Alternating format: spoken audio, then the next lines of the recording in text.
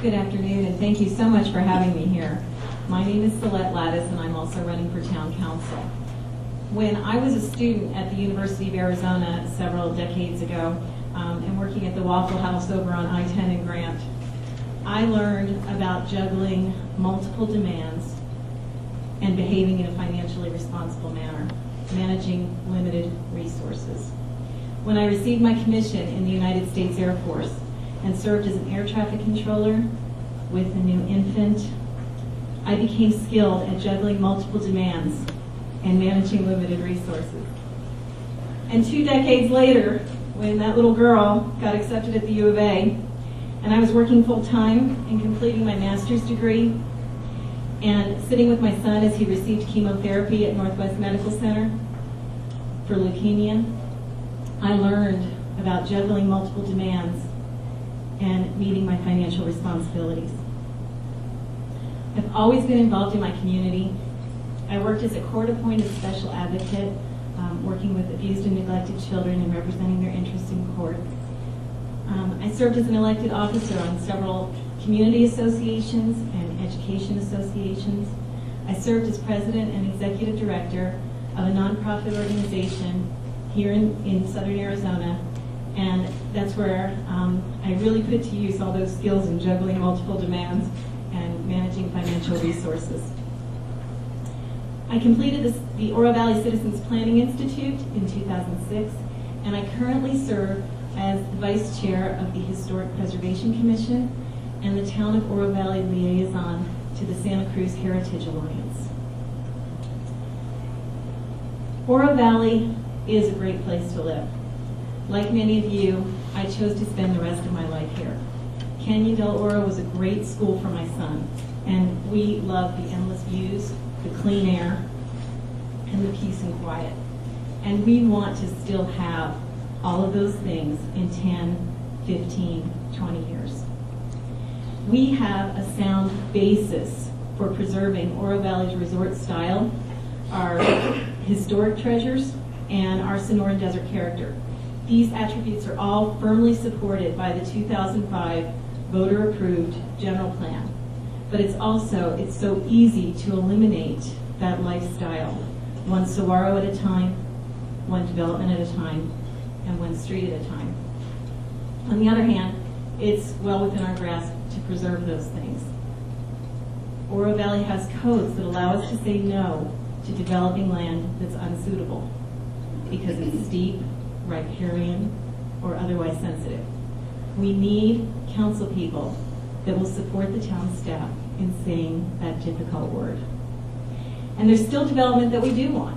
We want safe streets and safe intersections that have enough capacity to carry traffic through, especially if we're getting 38,000 new residents to the north on Oracle Road. And we want trails, and we want bicycle corridors, and we want to attract good jobs and profitable businesses. But we want all those changes in our business and in our community to support the residents and the businesses that are already here and to have them share in the prosperity. We're in a stage that's typical of teenage cities. We've built our tax base, and now it's time to change strategy and focus on developing smart instead of just developing fast.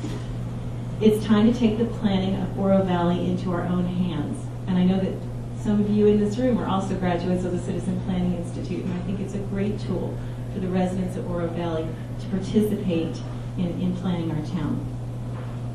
Oro Valley will be a better place if it's planned by the people who live and work here rather than outside interests.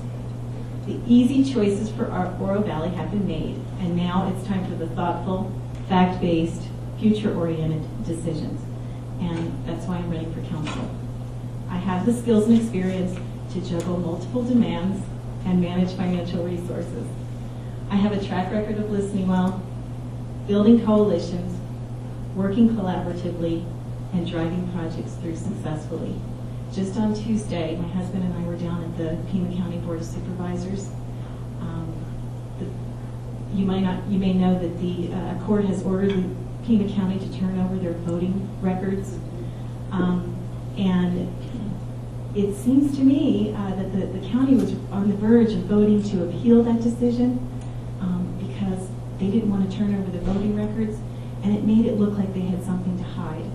And I was really proud that my husband got up and spoke in favor of democracy, that Randy Graff got up and spoke in favor of democracy, and the people did not leave that room until the Board of Supervisors listened, and until Ray Carroll, who by the way has endorsed me, I'm very proud to say, had the backbone to stand up and say, we need to release those databases. This is a matter of democracy. This is a matter of the people. With your help, I will give Oro Valley new leadership that works for all of us. You deserve a council that promotes a livable community for you as well as for your children and grandchildren. You deserve a council with the fiscal responsibility to balance our town budget without unduly taxing you. But most of all, you deserve a council that listens and responds to your needs. And I'll ensure that you know about issues that concern you. I'll study details, seek your input, listen to your concerns, cooperate with other council members, and find solutions that you can embrace. I'm not working for out-of-town special interests. I'm working for you, and I'm asking for your vote. Thank you.